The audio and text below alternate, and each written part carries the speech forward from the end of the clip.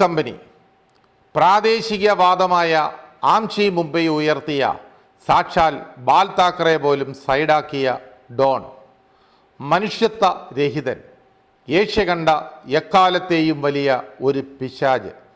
ഒരു കാലത്ത് ഡി എന്നേ പറയൂ. ശബ്ദമുയർത്തി ആരും മുംബൈയിൽ ആ അക്ഷരം ഉച്ചരിക്കാറില്ല. ഡി എന്നാൽ ദാവൂദ് ഇബ്രാഹിം കർസർ.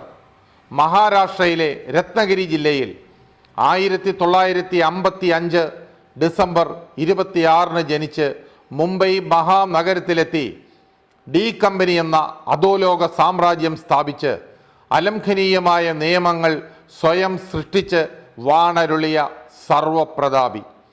ബോളിവുഡിൻ്റെ ഇടനാഴികളിൽ മാംസവ്യാപാരത്തിൻ്റെയും കള്ളക്കടത്തിൻ്റെയും അന്തപ്പുരങ്ങളിൽ വാതുവയ്പ്പിൻ്റെയും നൃത്തശാലകളുടെയും ഇരുട്ടറകളിൽ നഗരത്തെ കീറിമുറിച്ച് സദാ ചലിച്ചുകൊണ്ടിരുന്ന ഇലക്ട്രിക് ട്രെയിനുകളിൽ എല്ലായിടത്തും പതുക്കെ ഭയത്തോടെ ആ വാക്ക് ഉച്ചരിക്കപ്പെട്ടു.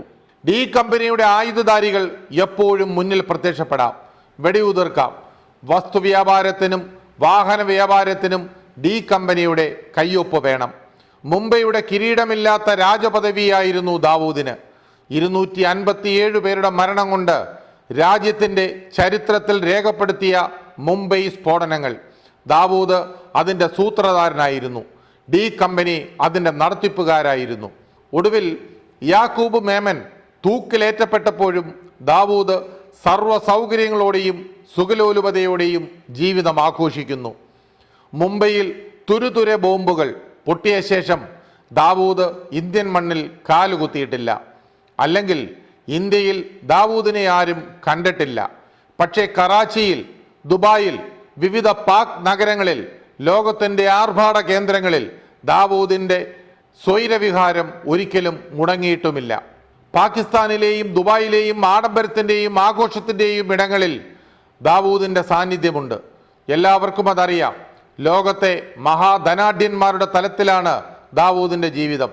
ജനപദങ്ങളിലും മരുഭൂമികളിലും എതിരാളികളെ തെരഞ്ഞുപിടിച്ച് കൊല്ലുന്ന ലോക പോലീസിന്റെ കണ്ണിൽ പക്ഷേ ദാവൂദില്ല. ആഫ്രിക്കൻ വനാന്തരങ്ങളിൽ നിന്നും യുദ്ധഭൂമികളിൽ നിന്നും ഖനനം ചെയ്യുന്ന രക്തവജ്രമാണ്, അതായത് ബ്ലഡ് ഡയമണ്ട്, ദാവൂദിന്റെ പുതിയ വരുമാന മാർഗം. ആഫ്രിക്കയിലെ രാജ്യങ്ങളിൽ നിന്നാണിത് കടത്തുന്നത്. ബ്ലഡ് ഡയമണ്ട് കടത്തൽ തടയാൻ ലോകരാജ്യങ്ങൾക്ക് ഇതുവരെ സാധിച്ചിട്ടുമില്ല. നിയമവിരുദ്ധ വഴികളിലൂടെ വജ്രമെത്തിക്കാനും വിൽപ്പന നടത്താനും കോടാനുകോടികൾ നേടാനും അധോലോക നായകന് തടസ്സങ്ങളില്ല. സിംബാബ്വെ, കെനിയ തുടങ്ങിയ രാജ്യങ്ങളിൽ നിന്നാണ് ഇത്തരം വജ്രങ്ങൾ ദുബായിലെത്തിക്കുന്നത്. ദുബായ് കേന്ദ്രീകരിച്ചാണ് ഇതിൻ്റെ കച്ചവടവും നടക്കുന്നതും. നിയമവിധേയമല്ലാതെ എത്തുന്ന ഇത്തരം വജ്രങ്ങൾ വിപണിയിൽ ഇറക്കുന്നതിന് നിരോധനമുള്ളപ്പോഴാണ് ദാവൂദ് ഇത് യഥേഷ്ടം വിറ്റ് കാശുണ്ടാക്കുന്നത്. ആഭ്യന്തര യുദ്ധം നടക്കുന്ന സ്ഥലങ്ങളിൽ നിന്നും എത്തിക്കുന്നതിനാലാണ് ഇവയ്ക്ക് ബ്ലഡ് ഡയമണ്ട് എന്ന് വിളിക്കുന്നത്. ഇത്തരം വസ്തുക്കളെ കരിമ്പട്ടികയിലാണ് ഉൾപ്പെടുത്തിയിരിക്കുന്നത്. റിയൽ എസ്റ്റേറ്റ്, അനധികൃത പണമിടപാടുകൾ എന്നിവ കൂടാതെയാണ് ദാവൂദ് വജ്രവ്യാപാരവും നടത്തുന്നത്. ഒരു യാത്രയിൽ ഏതാണ്ട് $5 ലക്ഷം മുതൽ $10 ലക്ഷം വരെ വില വരുന്ന വജ്രം കടത്തുന്നുണ്ട്. ഭൂമി കച്ചവടം, പണം തട്ടിപ്പ്, ഹവാല, പന്തയം, കള്ളനോട്ട് എന്നിവയിലെ ദാവൂദിന്റെ താല്പര്യം മുമ്പും വെളിവായിട്ടുണ്ട്. ഇതിനായി അൽനൂർ എന്ന പേരിൽ ദുബായിൽ ഒരു കമ്പനിയും ദാവൂദിനുണ്ട്. ആഫ്രിക്കയിലെ കള്ളക്കടത്ത് റഹ്മത്ത് എന്നയാൾ വഴിയാണെന്നും തെളിഞ്ഞിട്ടുണ്ട്. ഇതിനായി അവിടുത്തുകാരായ സ്ത്രീകളെയും ചെറുപ്പക്കാരെയുമാണ് അയാൾ ഉപയോഗിക്കുന്നത്. $10 ലക്ഷം മൂല്യമുള്ള വജ്രം കടത്തുമ്പോൾ $10,000 വരെയാണ് ഇവർക്ക് കൂലിയായി നൽകുന്നത്. നിയമാനുസൃത ഭരണകൂടങ്ങളെ അട്ടിമറിക്കാൻ ആഫ്രിക്കൻ തീവ്രവാദികൾ സ്വന്തമായി കുഴിച്ചെടുത്ത് വിൽക്കുന്ന അസംസ്കൃത വജ്രത്തിലാണ് ദാവൂദിന്റെ നോട്ടം. അങ്കോള, സിയറ ലിയോൺ, കോങ്കോ തുടങ്ങിയ ആഫ്രിക്കൻ രാജ്യങ്ങളിലാണ് തീവ്രവാദികൾക്കുള്ള ധനസമാഹരണത്തിന് ഇവ ഉപയോഗിക്കുന്നത്.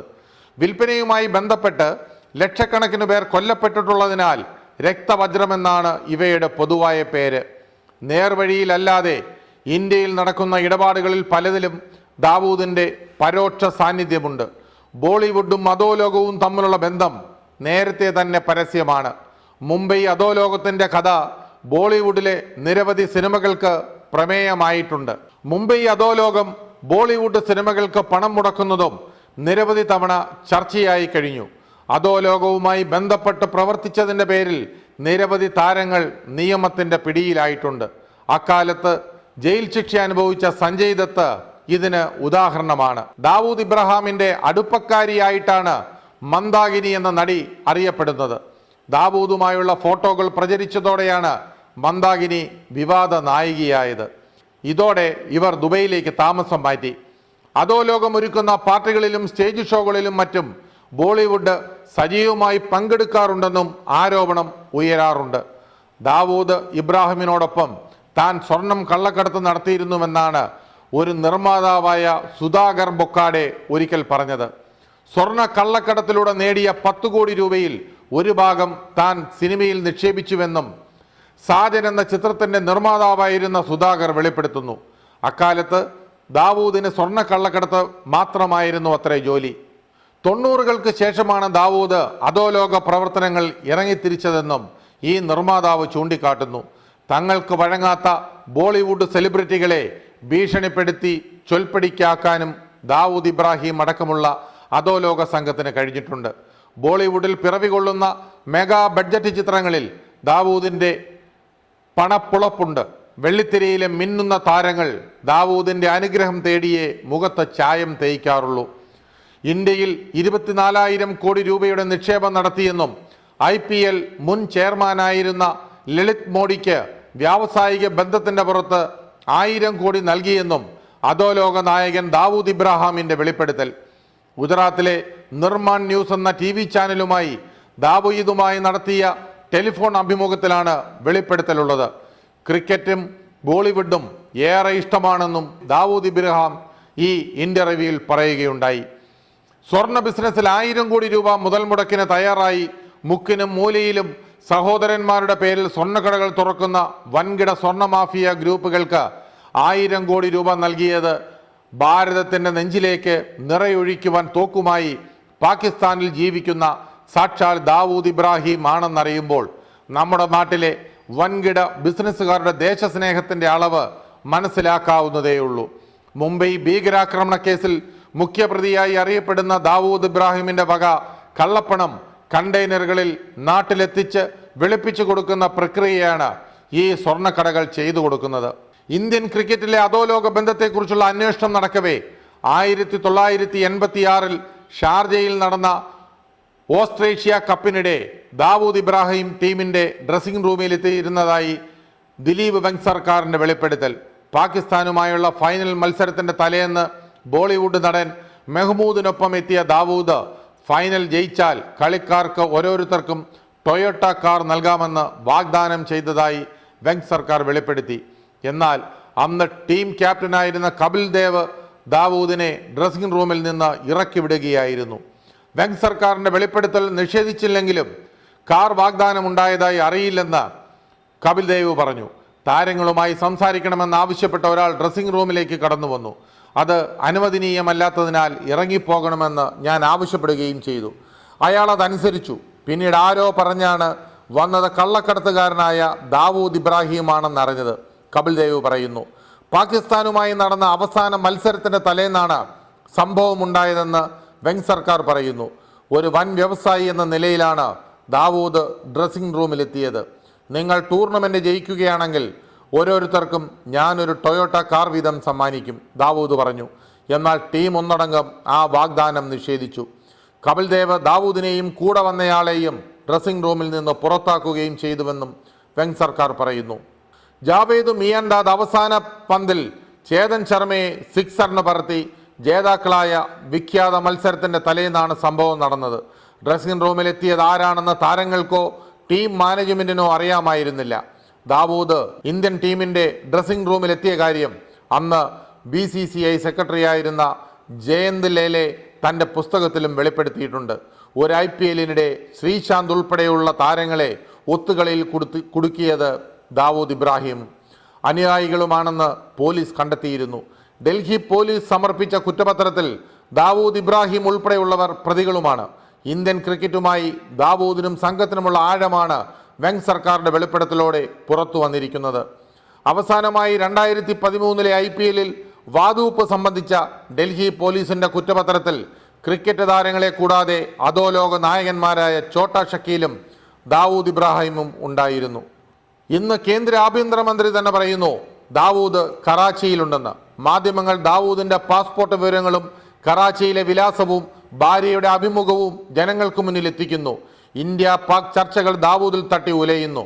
ആ പേര് എല്ലായിടത്തും ചർച്ചാ വിഷയമാണ്. പക്ഷേ ദാവൂദിന് ഊനമില്ല. ഒരിക്കലും ഇന്ത്യയുടെ രഹസ്യാന്വേഷണ വിഭാഗം പല വഴിക്കായി കറാച്ചിയിലെത്തി. ദാവൂദിനെ കൊല്ലുകയെന്ന ലക്ഷ്യത്തോടെ സൂപ്പർ ബോയ്സ് എന്ന പേരിൽ ദൗത്യസംഘം കറാച്ചിയിലെത്തി. ദാവൂദിനെ വളഞ്ഞതാണ്. പൊടുന്നനെ ഡൽഹിയിൽ നിന്നൊരു സന്ദേശം. കൊല്ലാൻ പോയവർ ആയുധങ്ങൾ മടക്കി വെച്ച് തിരിച്ച് നാട്ടിലെത്തി. മറ്റൊരിക്കൽ ദാവൂദ് കീഴടങ്ങാൻ താല്പര്യപ്പെട്ടു. ചർച്ചകൾ നടന്നു. പ്രമുഖ അഭിഭാഷകൻ രംജത്ത് മലാനി മധ്യസ്ഥനായി. അവിടെയും അവസാന നിമിഷം വിലക്ക് വീണു. മറ്റൊരിക്കൽ മൻമോഹൻ സിംഗ് നേരിട്ട് ദാവൂദിന്റെ കീഴടങ്ങൽ ശ്രമം തടഞ്ഞെന്നും ചരിത്രം. പിടിച്ചുകൊണ്ടുവന്നാൽ വിചാരണ എങ്ങനെ വേണമെന്നായിരുന്നു അത്രേ പ്രശ്നം. ഇന്ത്യയുടെ അപമാനമാണ് ഇന്ന് ദാവൂദിന്റെ പേര്. രാജ്യത്തെ ആക്രമിക്കുകയും 257 മനുഷ്യരെ ഒറ്റയടിക്ക് കൊന്നൊടുക്കുകയും ചെയ്ത ദാവൂദിനെ തൊടാൻ കഴിയാത്ത രാജ്യം എന്നത്രേ ഇന്ന് ഇന്ത്യയുടെ ഖ്യാതി. യാക്കൂബ് മേമനെ രായ്ക്കുരാമാനം തൂക്കിലേറ്റാൻ ഉറക്കമിളച്ചവർക്ക് എന്തേ ദാവൂദിനെ തൊടാൻ കഴിയുന്നില്ല എന്ന ചോദ്യം ഉത്തരം കിട്ടാതെ അവശേഷിക്കുന്നു. ദാവൂദിൻ്റെ ജീവിതത്തിൻ്റെ ദുരൂഹത പോലെ തന്നെ ഏതായാലും മരണം എന്ന അന്ത്യത്തിലേക്ക് ഏഷ്യ കണ്ട എക്കാലത്തെയും ഭീകരൻ അടുക്കുന്നു എന്നത് ഏവർക്കും സന്തോഷപ്രദമായ ഒരു കാര്യമാണ് എന്നുള്ളത് വ്യക്തം.